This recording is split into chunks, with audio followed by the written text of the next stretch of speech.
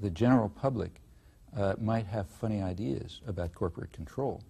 For example, people who really believe in democracy, people who take 18th century values seriously, people who really might merit the term conservatives, that much abused term, are against concentration of power.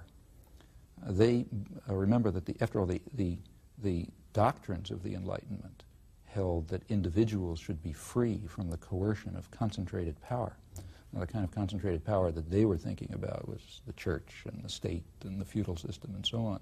And you could sort of imagine a population of relatively equal people, at least equal white male property owners, who would be not controlled by those private powers. But in the subsequent period, a new form of power developed, namely corporations, with highly concentrated power over decision-making in economic life.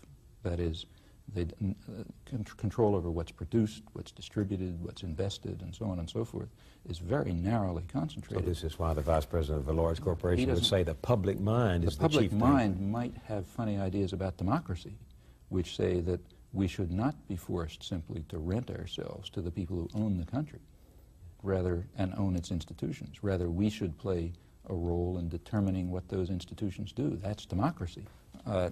If we were to move towards democracy, and I think democracy even in the 18th century sense, we would say that there should be no maldistribution of power in determining what's produced, what's distributed, what's invested, and so on. Rather, that should be that's a problem for the entire community. In fact, there are, in my own personal view, unless we move in that direction, human society probably isn't going to survive. Why? Well, we now face the most awesome problems of human history, problems such as the likelihood of nuclear conflict, either among the superpowers or through proliferation, the destruction of a fragile environment, which finally we're beginning to recognize that was obvious decades ago that we're heading for disaster. Other problems of this nature, they're of a level of seriousness that they never were in the past. But why do you think more participation by the public, more democracy is the answer? Because, well, more democracy is a value in itself.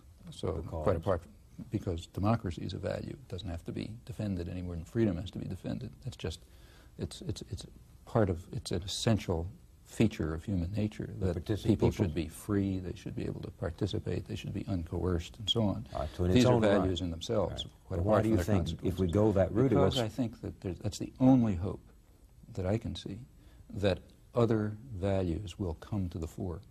I mean, if the society is based on control by private wealth, it will reflect the values that it in fact does reflect, the value that the only real human property is the desire is greed, and the desire to maximize personal gain at the expense of others.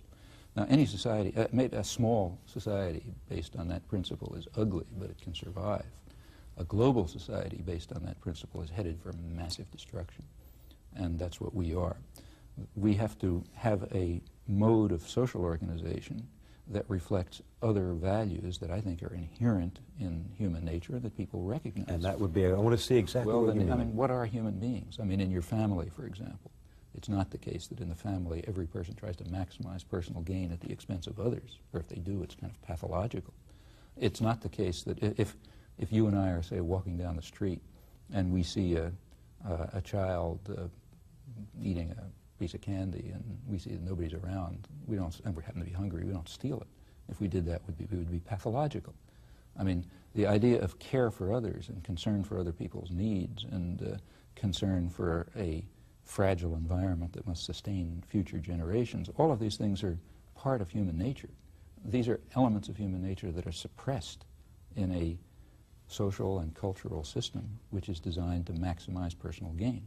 And I think we must try to overcome that suppression, and that's in fact what democracy could bring about. It could lead to the expression of other human needs and values which tend to be suppressed under the institutional structure of a system of private power and private profit.